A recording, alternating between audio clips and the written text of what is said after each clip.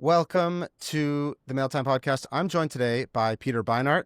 He is the author of Being Jewish After the Destruction of Gaza and also writes the Beinart Notebook on Substack. I try to avoid Jerry Springer style shows. So while we have fierce disagreements, I hope that those in the audience who might very much disagree with Mr. Beinart are not getting mad at me for not jumping down his throat. I do want to hear what Peter has to say, and I think it's important for the discussion. Peter has been, I know when I was in college, he was definitely one of the more sought after speakers of the left, and it's important. He's an important voice. So, Peter, thanks again for taking the time here. Yeah, my pleasure. Okay, so obviously, the title of your book is extremely provocative, Being Jewish After the Destruction of Gaza. It does not start with October 7th or mentioning in Israel. So why did you choose that as the title? Thanks. So the book actually has it discusses at quite a great length what happened on October 7th, the murder and abduction of Israelis. And I go through a number of particular stories of Israelis who were killed or kidnapped on that day. The reason I called it Being Jewish After the Destruction of Gaza is I actually think that the Jewish world has reckoned a great deal with what it means to be Jewish after October 7th, in the sense that the pain, the suffering, the trauma of that day is, at least in my experience in Jewish institutions, constantly invoked, constantly present. We're constantly talking about the hostages. We're naming them. We're praying for them. We're hearing from their relatives. Whereas what has struck me is, by contrast, the relative lack of real, genuine grappling with what has happened to Palestinians in Gaza. So, for instance, I've never been in a shul or in any Jewish communal institution, a kind of mainstream one, in which there's been a discussion of the name of a particular Palestinian killed in Gaza. The names of the Jewish hostages and the Jews killed on October 7th, they're constantly humanized. We learn about them, who they were, who their families were, what they loved. So we bring them alive for ourselves. But the gap between that and the ways in which Palestinian death is usually not mentioned at all, but certainly only if it's mentioned at all in a kind of a totally nameless, faceless way, was part of what I meant by the fact that I don't think we've reckoned as Jews with the destruction of Gaza. Do you think that's a normal that it's exclusively an Israeli or a Jewish problem, or do you think this is kind of a theme across conflicts in human history? So, for example, do you think that Ukrainians are talking about Russians who might be hit by UAVs or fire from Ukraine into Russia, or Russians are talking about innocent Ukrainians? Do you think it's a exclusively, or do you think it's an exclusively Israeli issue? I don't think it's an exclusively Israeli Jewish problem, but I think it's an enormous problem for any group of people to believe that you have a special obligation, a special concern for your own people is understandable.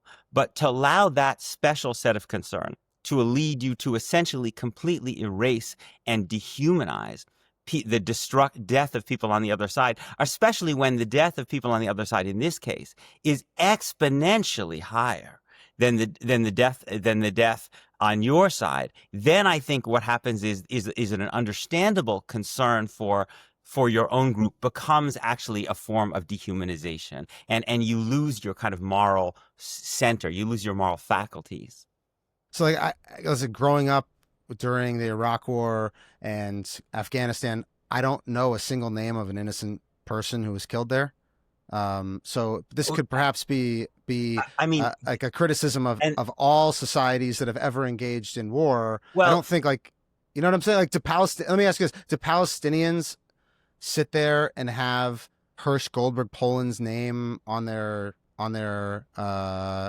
like in their mosques talking about him? I mean, actually, I talk to Palestinians very, very frequently. In fact, my friend Mohammed Shahada, who's one of the Palestinians that I quote in the book, actually made a special point of, and again, I'm talking about, Mohammed is from Gaza. Mohammed has lost dozens of family members. And I think it's important to remember that the scale of the suffering is completely incommensurate, right? Again, I say that not to minimize the horror of what happened to Jews, to us, right? But the number of Palestinians killed is 100-fold higher, right? Israel, we don't have a situation in Israel where most of the hospitals and schools and universities have been destroyed. And yet, despite all of that, the Palestinians who I am closest to, people like who I interview often, Khalil Sayegh, Mohammed Shahada, Mohammed, who's lost dozens of family members, kept actually a picture of an Israeli grandfather kneeling at the grave of his son, of a father kneeling at the grave of his son, to make sure that he didn't fall prey to that dehumanization. And that's, I think, the standard that should exist for all of us. If we believe that all human beings, I assume you would agree, all human beings are created equal in the image of God, right? Then we need to cherish the lives of all human beings, especially those who are killed by a state that is funded by our government and acts and speaks in our name. So I agree with almost all of what you're saying. Again, my main contention or I think many people on the right that would have an issue with the framing of the issue is simply, is that a standard that is actually encouraged across human history, or is this something that's exclusively in this case against Israel? I want to ask you, because you mentioned about the commensurate damage and things like that. If you were Prime Minister Beinart on October 7th and you are summoned at 6:30 in the morning, what would you have done differently? I would have seen the fundamental problem that Israel had in Gaza not as a military problem, but as a political problem. The fundamental problem that Israel has in Gaza is that Israel is controlling the lives of millions of Palestinians in Gaza and also in the West Bank and East Jerusalem, but denying those people the most basic human rights. And when you deny people basic human rights, you subject them to tremendous amounts of violence. And unless you offer them a pathway for freedom, and unless you show that they can move towards that freedom through ethical forms of resistance, through forms of resistance that don't get anybody killed, you are laying the foundations for the kind of horrors that we saw on October 7th. So what would I have done? I would have let Marwan Barghouti out of jail. He's the most popular Palestinian leader. He's not an Islamist. He's talked about the tradition of Nelson Mandela. So that he's a vision of the idea of a legitimate Palestinian leader who you can talk to. I would have started to withdraw settlements deep in the West Bank that are built on stolen Palestinian land and from which violent settlers regularly attack Palestinians. I would have committed to give Palestinians citizenship, either in their own state, a sovereign state along near the 1967 lines, or in the one state in which they already live. I would have responded to Palestinians and sent them the message that there is a path to freedom that does not go through killing Israelis. Militarily, I have no problem with going after the masterminds of October 7th. But what Israel has done instead is made its security situation much, much worse.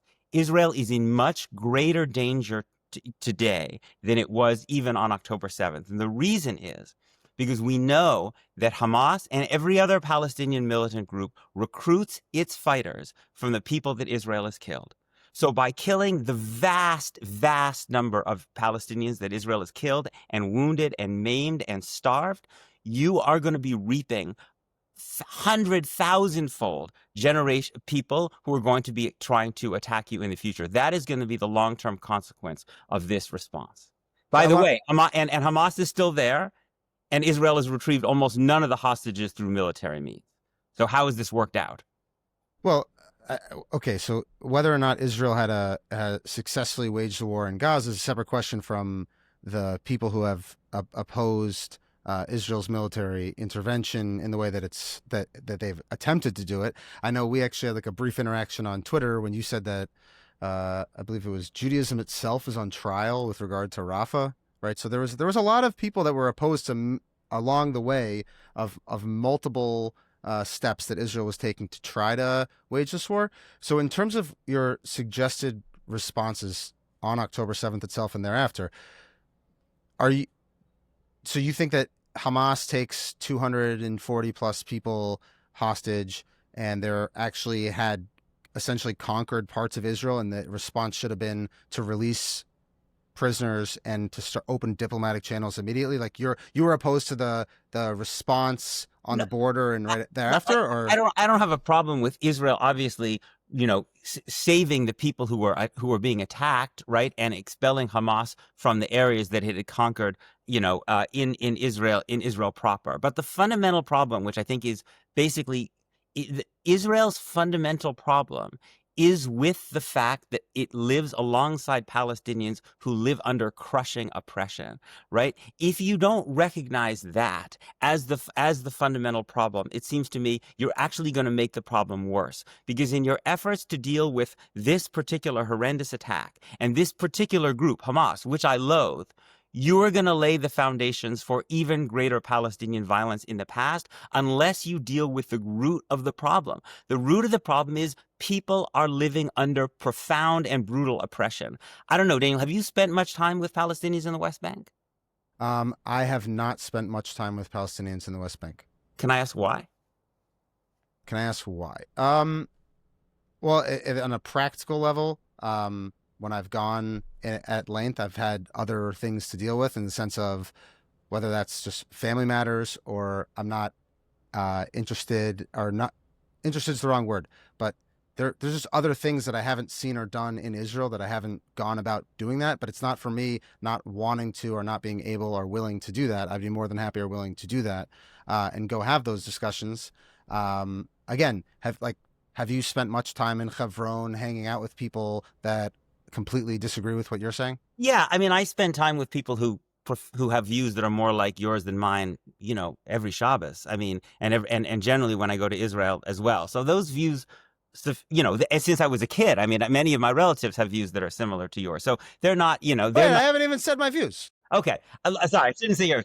Are you saying that because I have a beard? I don't know. I don't have views. Well, we have exchanged conversations a bit. For sure, yeah. But I would say that I've spent my life with people who I basically say, I think believe in the absolute necessity of a Jewish state, believe it would be too dangerous to give Palestinians their own state, and basically believe that Palestinians are motivated by an anti-Semitic desire to kill Jews. So this is and I also know plenty of people who believe that places like Hebron, not to mention the city we call Shechem and others, are can never be, that must retain under Jewish sovereignty because for halachic or biblical reasons. So this is familiar to me.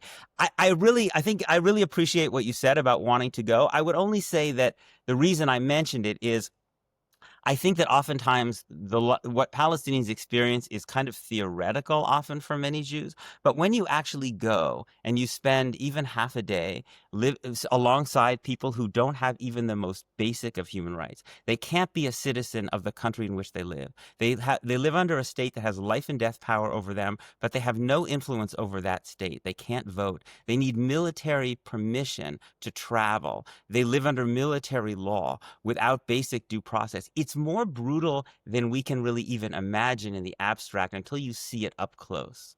Well, okay, there's two things. One, I will also add that for this podcast, and as it's been going on, I actually started this because I was not happy with the coverage within Israel, and I have a lot of issues with the military censor. I think the military censor has a lot of very negative consequences. That's something that you and I could probably agree on. Mm-hmm. And for me, it was just the lack of the truth on the ground about certain things getting out. But I've reached out to hundreds of people in Gaza, and the second they see my beard, the second they think that I'm Jewish, they'll say that they're basically not willing to talk to me. These are the people that I found. They're active on some of the online spaces, whether that's Twitter or Facebook, whatever it may be. I was summarily rejected. So I just want to say that as one thing. And there might be people, you definitely have friends that are the exception to this rule. Yeah. But there's a lot of people in that they say, I can't, if you're sympathetic to the Nazi occupiers, I will not speak to you. Yeah, I mean, it's true. There are people who don't want to speak across those ideological lines who are Palestinians, no question about it. There are also Jews who wouldn't speak to someone who was anti-Zionist. But I do these weekly. But what I'm saying is, it's not like I haven't reached out. My point is that I've reached. Good for you. Yeah. And if you want to talk offline, about people you could talk to them, I could say, I mean, my views are different than yours. You're right. Yes. But my Jewishness is not subtle. I mean, this is you're just as Jewish as Moses. Well, no, let's not say that. But what do you mean? You have the exact same background in the sense that you come from a lineage of Avram, Yitzchak, and Yaakov. You're just as Jewish as Moses. You're just as Jewish as me. And I actually reject, Yeah, for example, fair enough. when you had Rav Avadia's son told Yuli Edelstein that he should have left him in the Soviet Union because he has a badness. No. This stuff is antithetical. Right, I'm a proud Lubavitcher. Yes. I would speak to anybody about it. Yes, It's not an issue. No, I agree. I am as Jewish. I just thought you were suggesting I was as great, which is a fundamentally different question. But my only point is that I've probably for, I do also a kind of interview. I do it once a week. And I've had, dozens and dozens and dozens, maybe even up to hundreds of Palestinian guests. And so I haven't had any problem with people being willing to talk to me because I'm Jewish. And I think talking across ideological difference. So I don't think it's really about your beard, with all due respect. I think there are people who don't want to talk across ideological lines. I disagree with that. I believe in talking across ideological lines, but that's not a Palestinian thing. I mean, that's something that there are plenty of Israeli Jews and diaspora Jews who won't talk across ideological lines with anti-Zionists either. And I think, but you can find exceptions to that. Yes. Listen, I hope that I actually think that it's a good thing if you had dialogue and a discussion like that, 100%. I would also, I would ask specifically when it comes to Gaza and you're talking about the root and the oppression, do you think that UNRWA plays a role in that narrative in terms of No. No. Okay. Well, actually, and I just want to, before I actually let you go on that, I want to just sidestep for 1 second. I know I just asked the question, so I apologize, but no. But when you're talking about whether or not it's brutal or not, I don't think anybody, even the people that are policing or acting on behalf of the army, are standing at a checkpoint for 8 hours. I don't think anybody would say that they would prefer to be in the shoes of someone who has to go through a checkpoint. That's not a position I've ever heard expressed. My point is that whether or not actually in the Palestinian perspective, there's a true appreciation for some of the security measures that Israel legitimately has to undertake. So, for example, if you're concerned about Hamas factions within Hebron, it would make sense from an Israeli security perspective that they're going to make sure that none of those Hamas sympathizers or outright Hamas operatives in Hebron are able to come into Jerusalem without being screened. I don't think that's unfair. Well, except that the entire basic system is premised on the fact that Jews have legal supremacy, right? If we believe that if we believe that Jews and Palestinians are equally created in the image of God, why should we have a system where Jews have citizenship and the right to vote and due process and free movement, and Palestinians have none of those rights and are treated as lesser human beings? Well, okay. First of all, you're talking about they're citizens of Israel. Everyone who's a citizen of Israel has the same rights, correct? No. So you're saying if you're that's not true either. I mean, but let's put that aside because we're talking about the West Bank. But Palestinian citizens absolutely do not have equal rights. But we're talking about Hebron first, where it's even more blatant. No, where you don't even have citizenship. Yeah, but that's not to say that. Okay, you're talking about they're having a status quo on the path to some sort of resolution that obviously has not happened, but there's a in between as it's being allegedly negotiated. But do you think Palestinians and Jews should be treated equally under the law? Do I think Palestinians and Jews in Israel should be treated under the law? Equally? Yes. Okay, are they in the West Bank? Okay, so what I'm saying is that on a practical level, no. But from a security perspective, I don't think that anybody in the sense if you see a whole host of groups that are out there monitoring Palestinian human rights and monitoring what's going on in the West Bank, I don't think that if you have clear, blatant violations on a civil level, that it's being entirely ignored by Israel. Yeah, it might take certain activist groups out there that are constantly filming and constantly going about it, but there's no one that's out there that's saying no, it's completely you're not entitled to your basic rights. That's not happening in Israel. In fact, the judicial system is defending them most of the time. But they don't have equal rights. They basically have no rights at all. I mean, again, the most basic right, the right that gives you the ability to have other rights is being a citizen. But Palestinians in the West Bank who've born in the West Bank, lived their entire lives there, cannot become citizens of the country in which they live. They can't vote for the government that has life and death power over them. And their Jewish neighbors have all of those rights. If we believe that Palestinians and Jews are fundamentally equal as human beings, how can you justify that? One sec. Take Palestinian Jews out of it for 1 second. You're talking about people that are going to be that aspire to be part of a future Palestinian state, correct?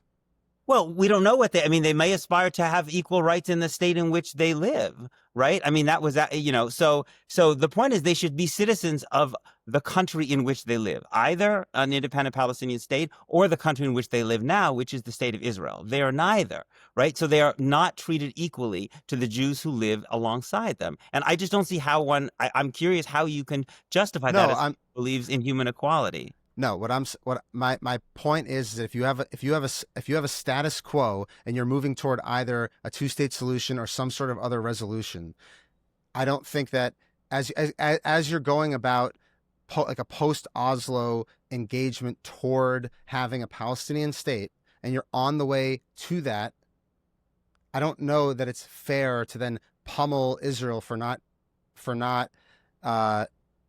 giving like citizenship to the people who aspire to be part of this future state that they want to be a part of.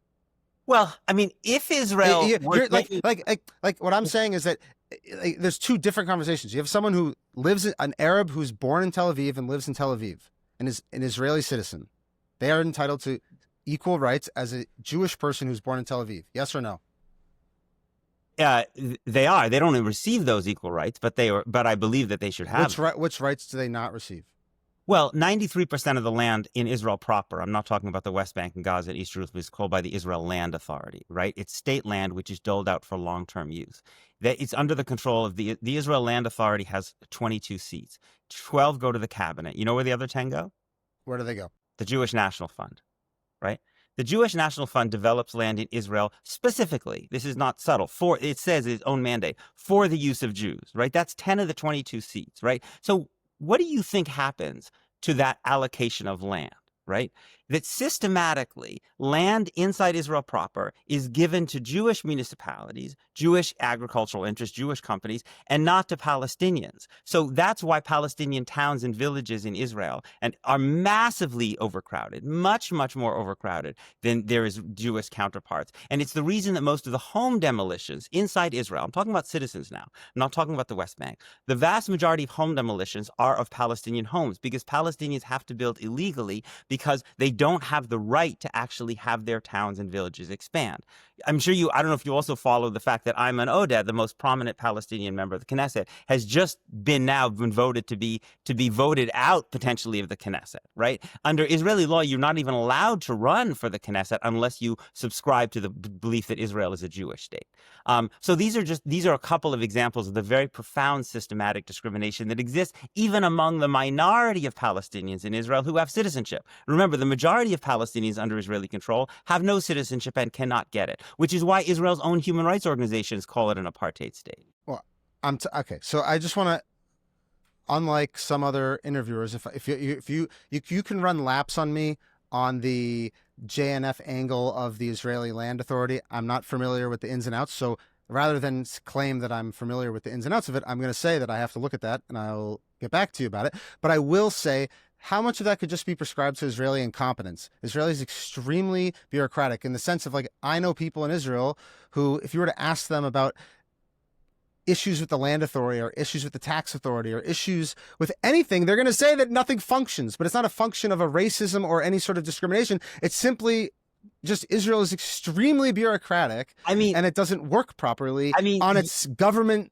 systems. You may totally be right about that, Daniel, and it's probably Israel's not the only country which is like that way. But here's the fundamental issue: a lot of the institutions, like the way, for instance, on questions of land, they come out of the Yishuv, right? So many of Israel's governing institutions are actually created out of the institutions that were part of the self-governing Jewish community before the creation of the state. They are built to govern and to look after and to protect and to represent Jews. And Israel's very definition as a Jewish state suggests that it has obligations to Jews that are superior to the obligations that it has even to those minority of Palestinians who have citizenship. And so land is one example. It's not a bug, it's a feature of being a Jewish state.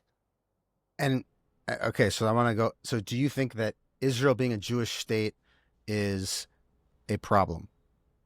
Yes, I believe that the theological principle that I believe in is that all human beings are created equal in the image of God. And the political corollary of that is that I think all states should treat all of their people equally, irrespective of religion or ethnicity or race. I believe that in America. I believe that in Europe. I believe that in Israel and Palestine, that the state should treat people What equally, about what irrespective are of the other countries in the Middle East? every single country in the world. So like I get so and I guess I'm jumping ahead just because I know some of your I think I know some of your positions on it. Yeah. And you exclusively speak out about Israel because as a Jewish person you feel a connection to it and they're speaking in your name in some sense? No, I don't exclusively speak about Israel. I mean, I've written about lots and lots of places, but it is true that Israel is the largest recipient of U.S. military aid, right, of any country in the world, right? And it also is the country that speaks in my name. So I do feel a special, particular obligation to speak about Israel, but not exclusively. I would, I would again, I would support the United States. I don't think the U.S. should give military aid to any country in the world, for instance, that's been found to commit serious human rights abuses. That's why I supported cutoff to the UAE and Saudi Arabia during their war in Yemen, for instance. I've written about Narendra Modi in India, who's trying. But I'll say this: every single conflict in human history is going to involve some sort of human rights abuse. That's not to say that it's good. I'm just saying that inevitably, when you have thousands, hundreds of thousands, tens of thousands, hundreds of thousands of people cycling through a war zone, you're not going to have exclusively angels who are fighting on behalf. And you might even have really good people who make an honest mistake and it happens to be a human rights abuse or a war crime. So I don't know that that's a standard that is like it's not even a real standard in the whole world. Well, we actually have a lot. I mean, and this is not. And again, I'm not saying that war crimes are acceptable. I'm just saying, like, you are inevitably going to commit a war crime in a protracted conflict, and it's how you respond to it and how you deal with it. That's exactly the point. So we have this thing on the books, actually, in the U.S. It's law called the Leahy Law, right? It was passed early in the 90s. What it says is that the United States cannot give military aid to the units of foreign militaries that are found to have committed grave human rights abuses. That's not just one guy who, in a bad day or in a difficult situation. It's systematic human rights abuses, right? And that if there are human rights abuses, there has to be a system by which people are held to account, and those human rights abuses don't endure. And the U.S. has applied that law to various countries, but it's never applied it to Israel. So I would apply it equally to Israel as to all other countries that receive U.S. military aid. Have you been to Qatar? Have I been to Qatar? Actually, once I was in Qatar briefly, yeah. Right. So I've been to Qatar. When you go to Dubai or something like this, for me, seeing the cultural differences, if you want to call them that, again, it's one of these things where I think critics of your position would point out that there's so many cultural differences between many countries in the United States, many countries in Israel, many countries in Europe, and it seems to be an unequal application of these standards in the sense that you have people that are, in the pathway to citizenship, if you want to call it, in Dubai, is not really much of a pathway. So Absolutely. When you're talking about international relations, I would apply the Leahy Law to Qatar. At some point, there is a practical application of the reality on the ground in which you're not looking for best friends. You're not looking for, in the same way that I would argue that as a president, you're not looking for someone who is going to teach your children great moral values. It's not someone, I would not want my children to grow up to behave like Donald Trump. But there's a difference between a political consideration and some sort of moral dictation that's emanating from the Torah, and therefore if I violate this, it's as if I'm violating the laws of kashrus. Like, there has to be a difference between where you stand in terms of like a religious rule and principle, and like practical political considerations. No. Yeah, no, I mean, I think you're making a valid point, which is that in the real world of geopolitics, right? It's hard to maintain a kind of moral consistency. But I actually think that even from the perspective of U.S. self-interest and U.S. safety, that for the U.S. to be supplying weapons that are used to commit grave human rights abuses is not only morally wrong, I think it's bad for our security, because I actually think because people tend to know where these weapons come from. And when people are oppressed and killed and abused with U.S. weapons, it produces hatred of the United States that actually I think makes us less safe. Okay, we're going to agree to disagree on that. What do you have to say about the threat? Many Israelis and many people in the West are scared from the threat of Sunni Islam and jihad. Do you think that that's a factor in Palestinian terrorism, or do you think that this is separate and it's simply just due to oppression? If you look at different Palestinian political factions or movements, right? I don't think you see actually a correlation between those that are Islamist and those that are more likely to use violence, right? So it's true, of course, Hamas is an Islamist force that has used violence, including against civilians on October 7th and back during the Second Intifada and during the 1990s. These are war crimes. These are totally immoral. I believe that it is fundamentally wrong to ever target a civilian in war, right? But what's interesting is that if you look inside Israel proper, at the Palestinian political parties, right? You've got Hadash, which is... One second. I just want to ask one question. You said it's immoral to ever target a civilian ever in war. Does that include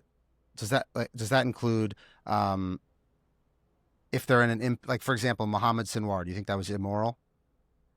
I think that under international law, there are rules of proportionality. So you can't target civilians, right? There are rules in international law about the proportionality when you're attacking a military target, and there are civilians who might be hurt as part of that military attack. But what I'm talking about is when you purposely target the civilian rather than purposely target a military. No, but I'm saying, so for example, Mohammed Sinwar, when he got killed, when he was killed, obviously he was the head of Hamas, and I believe it's hard to parse out what the Gaza, the Hamas-run health ministry claims are the definitive numbers and what the numbers actually are, from the sense of if they say 100 children, I'm not believing that. But what I'm saying is, can I just say the numbers from the Gaza health ministry are way too low. We now know that the numbers are much higher than they were reported. Can I tell you why? It's not complicated. Because the Gaza Health Ministry is only reporting dead from hospital morgues. If you look at we've had a number of different studies run by international public health experts that have been published in The Lancet, which is Britain's kind of premier medical journal. Because they're actually estimating, think about all the people who don't make it to a hospital morgue, right? Who die in their homes or on the street. So the number of Palestinians who died, I think, and it's basically, I think, universally accepted by people who do these kind of epidemiological work, is far, far higher than the number that have come out from the Gaza Health Ministry. Okay, 1 second. I want to get to that. I'm putting a footnote in that for 1 second. Right. No, we were talking about Islamism originally. No, but okay. Tangent. Yes, but okay. But actually, okay. When it comes to Mohammed Sinwar, say there's 10 allegedly innocent people that got killed as collateral damage from. Let me ask. But they know they're going to die. Is that immoral? Let me ask you a question. Yeah. If there's an Israeli general who's in an apartment building in Tel Aviv, and a Palestinian group is attacking them, do you think it's acceptable for them to kill 10 Israeli civilians to kill that Israeli general? Do I think that it's acceptable you're saying like in a suicide bombing? Or a missile or whatever they form. Let me put it this way: if you had, I think in Tel Aviv, in a house like that, you've never had groups on Israel's enemies of the last 30 years who have actually sought to exclusively target a military leader. So it's not even a realistic question in the sense that it hasn't even been conducted in such a sense. No, I don't think that's. I don't think that's necessarily the case. But my point is but like, look at the Iranian ballistic missiles. Well, actually, they're actually targeted. They started moving it Well, seems to be pretty apparent they went to spaces that they didn't have as much Iron Dome or Arrow defense, which would be civilian areas. I think it's hard to know because there's also so much, as you say, military censorship in Israel that we don't know what the Iranian missiles hit in terms of the military targets. We know that Israel targeted civilian targets too, right? I mean, Israel, we just now are learned that Israel has just killed, I think the Times reported 79 or so people at the Evian prison, most of whom were actually inmates or people visiting inmates, right? So they were people actually, ironically, Davka, like the people who were being oppressed by the Iranian regime that Israel targeted. But putting that aside, my point is, under international law, there are rules of proportionality, right? The rules don't say you can never kill a civilian while trying to kill a military target, but they talk in terms of proportionality. So when you ask me, is it okay to kill 10 Palestinian civilians to kill a high-ranking, Palestinian militant leader, I would turn around the question, what do you think the rules should be proportionality? They should be the same. So do you think it would be okay one second. if you try to kill an Israeli general? But it's done if it's done in accordance with the same international law that you're asking for requires that it's genuinely targeted towards that person. But we have not seen that. Yes. My point is that let's put it in real terms. On October 7th, when Hamas, according to the published IDF report, or at least it's been reported about, Asaf Hamami. Okay, he was head of the southern brigade of the Gaza command, and he ran out. They actually found him by accident. They killed him by accident, but they weren't going after Asaf Hamami, saying, "Oh, let's go kill Asaf Hamami," who Hamas had actually published footage of him on the border. They killed him by accident as they were just aimlessly slaughtering people, and they found his body. Yeah, no, Hamas. Hamas killed a lot of Israeli soldiers on that day, and they also killed purposely. I agree with you, purposely, and fundamentally immorally killed Israeli civilians while clearly knowing they were civilians. Israel, it's also worth noting, and again, I never speak about October 7th without saying that this is immoral and it's a war crime. It's also clear, right, because we should try to be equal, that Israel has clearly targeted civilians on a massive scale in Gaza, right? I mean, Israel denied all humanitarian aid into Gaza earlier this year for more than 2 months to anybody. And Israel's stated government policy is the expulsion of all Palestinians from Gaza, not just Hamas fighters, all Palestinians from Gaza. So Israel is clearly targeting civilians in Gaza. I think that your issue of aid undermines your other argument, which is talking about from a military tactical perspective, if there's been, if you're going to make a case saying that Israel has had too many civilians die. Yes. Okay, that's a separate conversation from aid. You can have a discussion about tactics. They died because they don't have food. No, one sec. So first of all, when it comes to aid, there is a serious, legitimate need and concern to remove Hamas's ability to control aid and create a black market to then sell things out. Yes or no? I actually think that the question of that to me is a completely separate question from the question that we were talking about. The question that we were talking about, does Israel target civilians? I said Israel denied all aid, all food into Gaza. So it's clearly targeting civilians. No, but what I'm saying is that Hamas let me just finish. What you're saying, Daniel, is that targeting of civilians is justified because Israel was trying to cut Hamas out of the food supply. But you can't deny that Israel was targeting civilians. It was denying food to everybody. But what I'm saying is that it's not as if there was not food or aid that was already in Gaza that had been taken to the side and held by Hamas. Like there's videos of food storage facilities that Hamas had actually just controlled.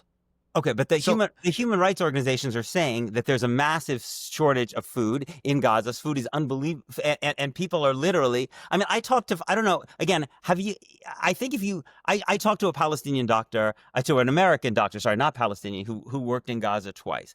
He told me that even when he was there in 2024, basically most of the people he interacted with were so gaunt that basically they would say to him, "This is a picture of what I looked like before. Try to remember me what I look like before, what I look like now," right? That was actually more than a year ago, before Israel shut off all food into Gaza for more than 2 months. So my proposition, again, you may want to justify this for strategic reasons because you say this is what's necessary to cut Hamas out. But my point is, this is targeting civilians on a massive scale. What I'm saying is that how is letting Hamas take control of the aid and actually deprive Gazans of the free aid, which has been given for free and which Israel and other countries are paying for and are dropping from the air? Why is allowing those civilians to be under Hamas's thumb pro-human rights? I don't understand how having Hamas in control is actually helping I don't think Hamas, civilians. I don't think, even if Hamas is getting a disproportionate share of that food, allowing food in still allows people to eat.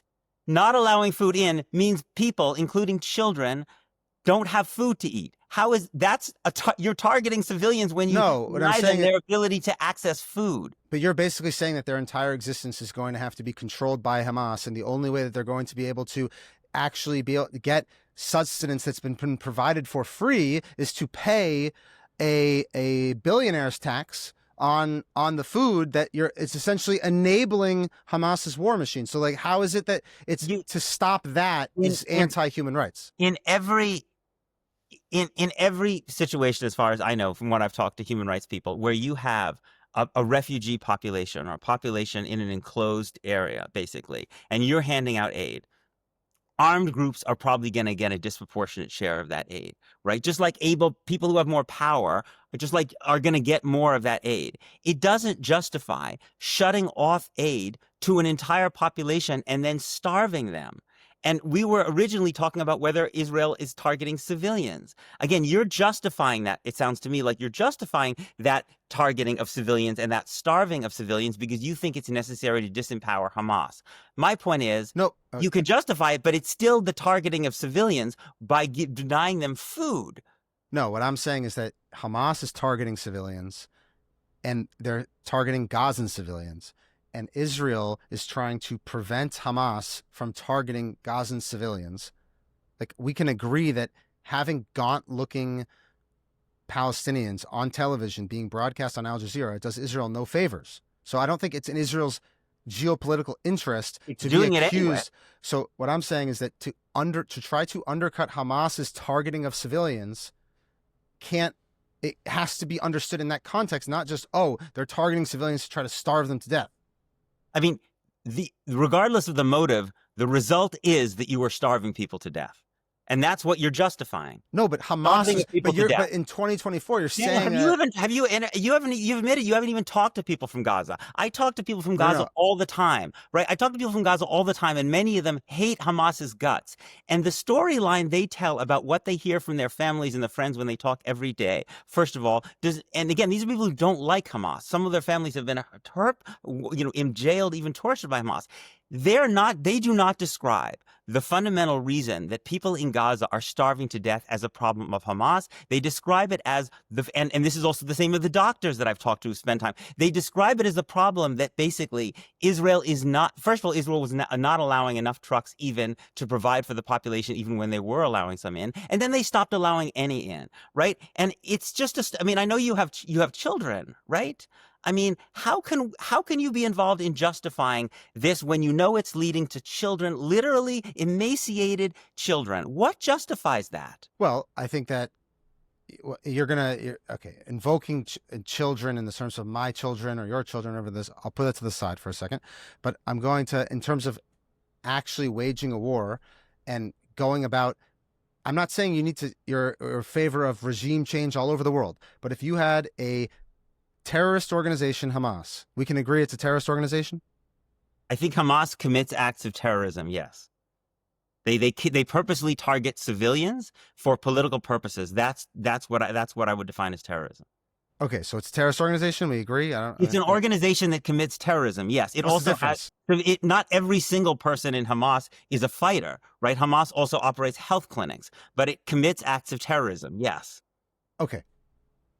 Trying to remove that group, which is currently holding 20 living hostages somewhere under the ground in Gaza, trying to remove that group, it's unfortunately a war. And I don't think that it's it's not as if Israel's setting out there saying, let's go starve babies today. Let's go out there and make as many babies hungry as possible. There are things you practically need to do to remove an Islamist terror organization. So It's it's not not, worked, Daniel. I mean, even on its well, own terms, it's not worked, right? Hamas is still there. Most of the schools and the universities and the hospitals and the bakeries and the agriculture and the churches and the mosques are destroyed, and Hamas is still there, right? So even if we are willing to say that it's worth starving children to death in order to get rid of Hamas, it hasn't worked. Hamas is still there. And let me say one more thing. If you did get rid of Hamas, if Hamas ceased to exist tomorrow, what kind of Palestinian political group or military group do you think is going to replace it when every single person in Gaza has dozens of family members they've seen murdered or starved to death? You think they're going to be more moderate than Hamas? so I will, responding to that last point there, I'm very concerned about the future when it comes to images emanating from Gaza, whether that's Al Jazeera and other things like this, and the portrayal that's been made, as you see with people even in the United States, or as you saw this weekend in Britain, saying pretty outrageous things. And that is a concern that I definitely have, and it definitely keeps me up at night. I don't think it's fair to say that you're I believe the word you used was like excusing. It's not an excuse. I'm not excusing, nor am I supporting children dying in armed conflict. The question is when you're making a moral distinction between Hamas and Israel and what's going on. And I'm not here saying that every single thing Israel's ever done in its entire history or pre-state history is golden and perfect. I'm not one of those people. I'm just saying that when you're out there doing whatever you can to eliminate the threat of Hamas to your country, it's not like, I don't know any armed conflict in the history of war in which you're going to sit there and say every single civilian is completely out of harm's way. There's been no civilian side effects. There's been no civilian infrastructure that has been affected. I don't know that exists. And I don't know that it's a fair standard. And that's not to say that every single thing Israel's done this entire war has been perfect. It has not been perfect. But I think that there's a real discussion without because you could turn around and say, okay, so Peter, you're okay with Gazans living under an Islamist terror regime for the rest of their life. That's pretty racist of you to say that little Palestinian children have to grow up under Hamas rule. That's very. I think Palestinians should be able to have elections so they can throw Hamas out if they want. And you think that they would actually be thrown out? Do I think Hamas would lose in an election? Yeah, I think it's quite possible. I mean, we know Marwan Barghouti has been far more popular than Hamas, for instance, right? I mean, the truth is that most Palestinians don't like Hamas or Fatah. And I think if we had a genuine, most of the most prominent Palestinian leaders are in jail. But if you had a genuine Palestinian election in which people could vote, I think Palestinians would probably vote against both Hamas and Fatah. Certainly that's what I hear from the Palestinians that I talk to. Yeah. But do you understand what I'm saying, though, about having a real discussion without just invoking some sort of like moral superiority on it, in the sense that, like, I think it's a pretty bad thing to say, hey, you're going to let in this, even as Palestinian Islamic Jihad, you're going to let them function even as a smaller entity in Gaza. Like, that's pretty gross to say that these people are going to have to live with it, and you have a possibility to make a change, but you're not going to make a change. So therefore, it sucks to suck. You know, that's not fair. Palestinians may elect people and have political forces that I think are totally abhorrent, right? The principle is they should be allowed to vote to choose who they want. I think that Ben Gvir and Smotrich are abhorrent. They very explicitly support the expulsion of all the Palestinians from Gaza, if not the Palestinians from the West Bank. These, to me, are war crimes on a massive, massive scale. But Israelis have the right to vote for them, and I would hope they wouldn't, but they have the right to vote through a democratic process. That's what I believe Palestinians should have as well.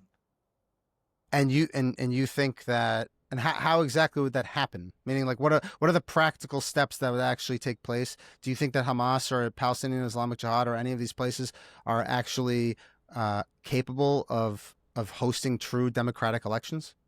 Yeah, I think so. I mean, in fact, there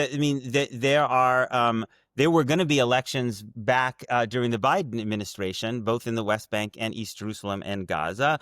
Part of the problem is that Israel won't allow Palestinians in East Jerusalem to participate in those elections. And Israel also arrests a lot of the Palestinian candidates who run for election and throws them in jail. Why? Why?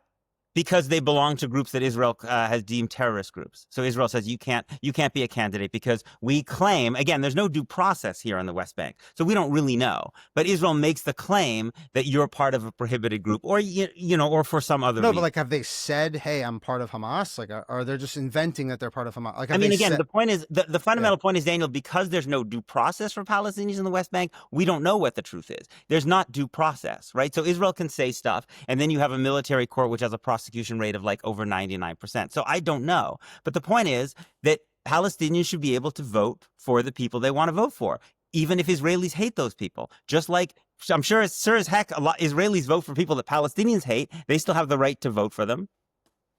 Okay, we could talk about this for hours and hours and hours. I know you got to go in a few minutes. Just real quick, you talk about votes. Zoran Mamdani, does he have your vote?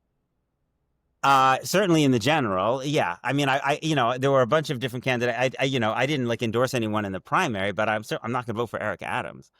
So he says globalize the Intifada. Does that concern you? He didn't say globalize the Intifada. He said that. He said. No. Let me finish. He said different people mean different. He essentially said different people mean different things by globalize the Intifada. Peter, I look at his Twitter feed. It's all Max. He has Max Blumenthal, Ali Abunimah from. Come on. But I'm not voting for Max Blumenthal and Ali. I'm voting for Zoran Mamdani. Zoran Mamdani has said repeatedly, again and again and again, that he believes that that Jews and Palestinians lives are equally precious, and that Jewish New Yorkers should be kept safe. He said he wants to increase funding to fight hate crimes by 800%. Right? He was running against Andrew Cuomo, who went. I'm not defending Andrew Cuomo. Okay. So my point is, there's zero in Zoran Mamdani's record to suggest that he doesn't believe that Jewish New Yorkers should be allowed to be safe, or that Israelis should not be allowed to be treated equally. And that's what I believe. Jewish Israelis deserve equality, not supremacy, equality. And that's what Mamdani believes. And that's Peter, I have a question. If you had a lot of Jews voted for him. There are a lot of Jews that go to Jewish Voice for Peace or SJP. Okay, and those Jews are just as Jewish as you and Moshe Rabbeinu, right? 100%, but it doesn't mean. Wait a second. It doesn't mean just because a Jew has an idea, it doesn't make it a Jewish idea. So they might have this concept, but it doesn't mean that. Like, again, I'm not. In the same way, I'm not giving a supremacy to. I'm just saying they can have an idea. It doesn't mean that it's actually truly rooted in Torah ideals. But I wonder if you'd have the same, like. We can agree that Max Blumenthal and Ali Abunimah are repugnant. I mean, I don't know. You can tell me one particular thing they've said. I'll tell you whether I agree with it or not. I'm not making a judgment on their entire. What you give me a statement that someone's made. I'll tell you whether I agree with it or not. Besides, what's the point? What do they have to do with Zoran Mamdani? My point is that what I'm saying is, if you had a Jewish candidate who was running on the right, and they had invited, I'm not going to say the equivalent because it's not the equivalent, but if you'd invited people that were as outspoken on the right, and I can't imagine that people like yourself and others on the left would be as forgiving about some of these things. I think that like those types of people are really, really hateful, nasty people. As much as I disagree with you, I would never use those terms for you. So like there is an Overton window, and when you let it seems to me like you're involved in a kind of a guilt by association thing. The question is, what does Mamdani believe? What does he want to do as mayor? Right? He's proud that he started SJP at Bowdoin. Like what? So if you want to go after him for the fact that he's not a Zionist, he believes that's not the big difference. Big difference. He believes in boycotting Israel. Those are true. When he says what Israel is committing genocide. Those are legitimate. Those are fair things that he has said. Those are true. He does believe those things, right? Yes, so that's true. That's something you can have an argument with him about. I also think what Israel's doing constitutes genocide, unfortunately. No, I'm not. One sec. I wish we had even more time, but I think we have like a minute or two. But I'm just going to vehemently disagree with you, and I'll leave it there for that. But when it comes to SJP, I think it's an evasion to say that. We're not talking about what's happening right now. In after October 7th. We're talking about someone who in 2013 invited a cast of characters where, at least when I was in school, like the normal lefties would invite someone like yourself or Jeremy Ben-Ami or something that would be in this. And then you had the very, very hateful people on campus who were out there supporting cop killing or supporting. I'm just going to say, I was at Brandeis, and the number 2 person at SJP said that the 2 NYPD cops who were murdered in Brooklyn deserved to die because they were somehow trained by the Zionists and trained by the IDF. And I'm not saying every single SJP says this, but those were the types of characters that I found in those groups. Okay. It's very different than your J Street person. The SJP and J Street fundamentally disagree. J Street is a liberal Zionist organization that believes in a Jewish state alongside a Palestinian state. SJP is an anti-Zionist organization that doesn't believe in the legitimacy of a Jewish state, period. So you're totally right. They believe different things. I'm going to have to go, but the only thing I would say is if we're going to judge Mamdani, then I think what we should do is look at what Mamdani says and what he wants to do. If you want to look at even what he did when he was at Bowdoin College in SJP and what he said, whenever, 15 years ago when he was a college student, and ask him whether he still believes those things, that's fine. But to hold him responsible for what some SJP guy did at Brandeis, that doesn't make a lot. I'm not saying it. I'm just saying it's the type of person. To me, it's indicative of character in the sense that those groups are particularly hateful in a way that you don't see from others. Like you and I can have a very respectful discussion, even though we probably don't agree on anything. But there's just a difference, and I know the type of people that were attracted to these kinds of events, specifically with those characters. And when I see them in photos with them, or I see them promoting their work, it's troubling to me. I'm not saying that he necessarily agrees with everything they've ever said, but it's very different. I think we can agree that someone who tweets out something saying, hey, I read an essay from Peter Beinart in the New York Times is very different than I went to the Electronic Intifada and I read Ali Abunimah and now let me go invite him to speak on my campus. Is a very big difference. Yeah, but your notion of what's hateful and nasty, all this is understandably colored by your particular ideological perspective, which is just different than his. And I think that's why one needs to talk about these ideological questions. What's the principles that you believe should govern Israel and Palestine? You guys have a difference of view about that. I'm sorry, because I got this thing at 11. I like my Jews alive. That's my difference. But I will. Yes. So do I. Peter, thank you. I really appreciate it. I've never had a better discussion with someone I disagree on everything. So I enjoyed it, Daniel. Take care of yourself.